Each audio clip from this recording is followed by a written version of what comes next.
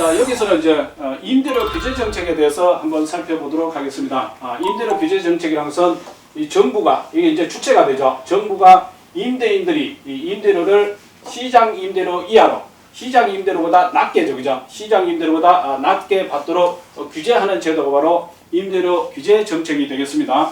왜 이 임대료 규제 정책을 펼치냐면, 일단은 소득이 불균형되어 있다는 걸 갖다가 알기 때문에 이걸 갖다가 좀 고르게 배분하고자 하는 그런 의미가 있다, 이렇게 보시면 됩니다. 없는 사람은 집 하나 가지려고 해도 집값 올려버려서 또 못 가지고, 그죠? 있는 사람은 여기저기 막 투자해서 수익을 창출하고 이런 상황이다. 그래서 소득의 불균형적 배분을 시정하고자 하는 목적에서 실시하고 있고, 또 임대료가 급상승하게 됨에 따라서 이 소득이 낮은 임차인들, 이 사람들의 주거 안정을 도모하기 위해서 실제 임대료 규제 정책을 펼친다, 이렇게 보시면 되겠습니다. 자, 여기서 보시면 시장 임대료는 여기 이제 R 스타 표시로 이렇게 되어 있습니다. R 스타 표시로 이렇게 되어 있는데, 이게 이제 시장에서의 임대료 수준이다, 이렇게 보시면 돼요. 근데 이제 규제한다는 것은 이하라는 것이 의미가 있죠. 이상으로 한다는 건 의미가 없습니다. 그래서 임대료 규제를 이렇게 낮게 하는 거예요. 그래서 이렇게 R캡 수준으로 낮추는 겁니다. 캡, 그러니까 우리가 뭐 이제 이 캡이라는 것은 모자란 뜻도 있지만 상한이라는 뜻이 있습니다. 이 상한선을 시장 임대료보다 낮게 규제한다, 그 뜻이에요. 낮게 규제하면 임차인들이 시장 임대료보다 낮게 규제되어 있으니까 이 임대료 수준에서 집을 구할 수 있겠다, 이렇게 보는 것이죠. 자, 왜 그러냐면 이 규제하는 임대료가 시장 임대료보다 낮게 되는 경우에 시장 효과를 한번 보면, 일단은 용도를 전환해버린 거야. 용도를 다른 용도로 바꿔버린다, 그런 뜻이야.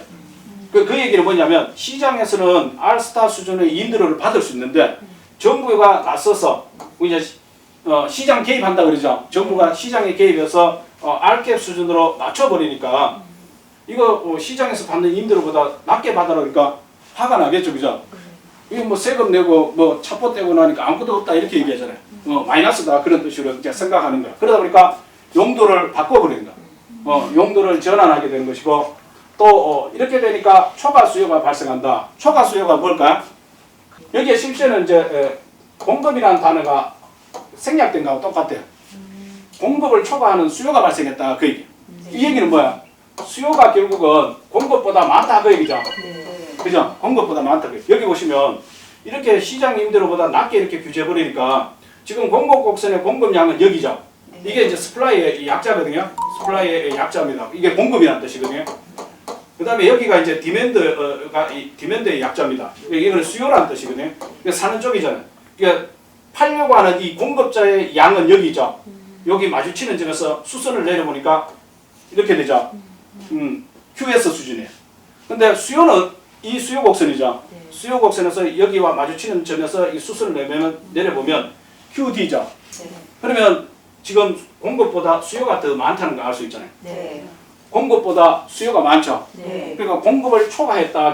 공급을 초과한 수요가 발생했다. 그래서 초과 수요가 발생한 거예요. 이만큼의 초과 수요가 발생하니까 사고자 하는 사람 많은데 내놓은 물건들은 없다는 것이잖아요. 그러면 어떻게 되겠습니까? 가격이 올라가겠죠. 그런데 시장에서는 이렇게 규제를 해버렸잖아요. 정부가 나서서. 그러니까 어떻게 되겠습니까? 몰래 가격을 올리겠죠. 자, 초과 수요가 발생하니까 기존에 있던 임차인들은 방을 뺄까 안 뺄까? 방 뺐다가는 집 구할 수 없죠, 그죠? 지금 초과 수요 상태이기 때문에. 그러니까 주거 이동이 제한되는 거예요.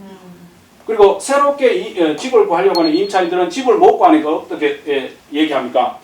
기업 공인 중에서 이런 분들 찾아가지고 집 나오면 저한테만 살짝 전화해 주세요, 이렇게 얘기하겠죠. 그러니까 시장 임대료보다 결국은 높은 금액 줄 테니까 나한테 좀 소개해 주세요, 이런 식으로 해서 결국 그게 하나 둘 이렇게 늘어나면 일종의 이제 암시장 가격이 되는 거예요. 그 실질적으로 이 규제를 하니까 집을 못 가니까 이만큼 초과 수요가 발생하니까 결국은 이 상태에서 그대로 올라가는 거예요. 이 R 다시 수준으로 내가 임대료를 줄 테니까 집 좀 나오면 나한테 얘기해 주세요. 이렇게 살짝 이렇게 암시장 가격이 형성되고, 이게 하나둘 늘어나니까 암시장이 형성되는 그런 결과를 가져온다. 그러면 이게 임대료 규제가 단기로 봤을 때는 상당히 좋아 보이죠, 그죠? 근데 장기로 가게 되면 이게 문제점이 커요. 글자 그대로 시장에 맡겨두는 게 가장 좋은데 시장에 맡겨두니까 저소득 임차인들이 보호를 못 받더라.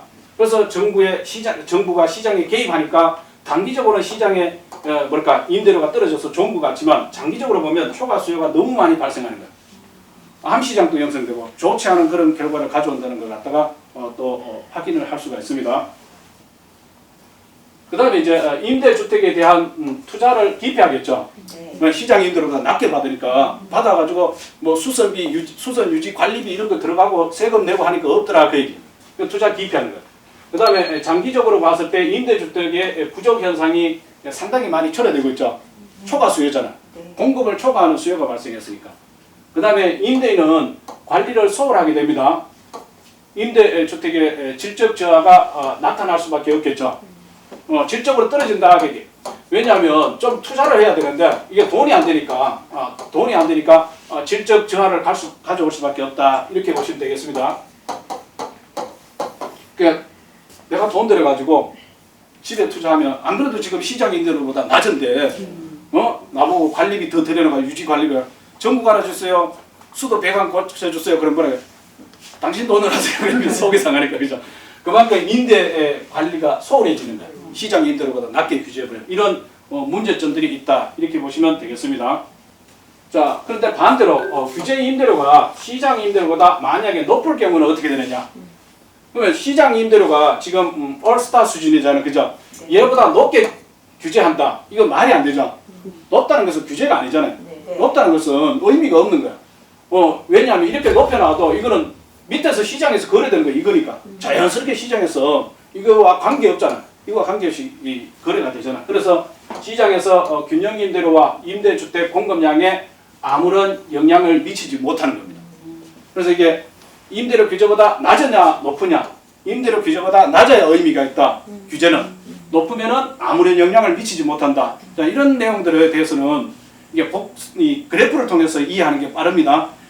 여기를 덮어놓고 내용만 보면 무슨 소리지 이렇게 됩니다. 그래서 이런 거와 관련된 경제와 관련된 문제 같은 게 나타나면 바로 그림을 그려서 파악하시면 됩니다. 지금까지 이제 학습하신 내용을 정리를 해보면 규제 임대료가 시장 임대료보다 낮은 경우에는 용도 전환이나 초과 수요가 발생하고 또 임대주택에 대한 투자를 기피합니다. 그죠? 네. 그 다음에 장기적으로 보면 임대주택의 부족 현상이 상당히 많이 초래됩니다. 그 다음에 임대인 같은 경우에는 관리를 소홀하기 때문에 임대주택의 질적 저하가 초래되는 그런 문제점이 있습니다. 그러니까 이와 반대로 만약에 규제 임대료가 시장 임대료보다 높을 경우에는 시장에서 균형 임대료와 임대주택의 공급량에 아무런 영향을 미치지 못하는 거죠. 시장에서 자연스럽게 거래되는 거예요. 규제라는 의미가 없다. 자, 이와 관련된 출제 유형을 보시면 주택 정책에 관한 설명으로 틀린 것은 1번 주택 임대차 계약 갱신 시 계약 갱신이 뭐야? 계약을 다시 쓰는 것이죠. 그죠? 이게 다시 쓴다. 새롭게 다시 쓴다. 그런 뜻입니다. 자, 주택임대차 계약 갱신 시 임대료의 상승률에 대한 규제는 기존 임차인들의 주거 이동을 저하시킨다. 자, 임대료를 올려버리면 임대료를 올리는 것에 대해서 규제해버리면 기존 임차인들은 이사 안 갈라 한다 이죠. 그죠? 방 안 뺀다 했죠. 방 뺐다가는 집을 못 구하니까. 그러니까 주거 이동이 당연히 떨어지는 것입니다. 그 다음에 정부가 규제하는 주택 임대료의 상한이 시장의 균형 임대료보다 높아야 시장에 영향을 준다. 아니죠, 그죠? 낮아야 영향을 주죠. 그래서 이 부분이 잘못됐습니다. 높이 규제한다는 것은 의미가 없는 것입니다. 그 다음에 주택임대료 규제는 임대주택의 질적 수준을 하락시키는 원인이 될 수 있다. 맞죠, 그죠? 임대인들이 관리를 소홀하게 됩니다. 그 다음에 정부가 임대인들이 임대료를 시장 임대료 이하로 받도록 규제하는 것은 저소득 임차인의 주거 안정을 위해서 임대료 규제한다. 맞죠, 그죠? 이게 임대료 규제하는 목적이에요. 그렇지만 의도적으로 잘 안 됩니다. 그러다 보니까 이제 시장 실패를 가져오고 또 정부의 실패로 이어지기도 합니다. 그 다음에 주택 임대료 규제는 장기적으로 임대주택의 부족 현상 초래를 가져온다. 초래한다. 맞죠, 그죠? 장기적으로 보면 이 임대료 규제는 오히려 초과 수요를 더 부추기는 그런 문제점이 있다. 이렇게 보시면 되겠습니다. 자, 여기서 이제 부동산 학기로 제 4강을 마치도록 하겠습니다.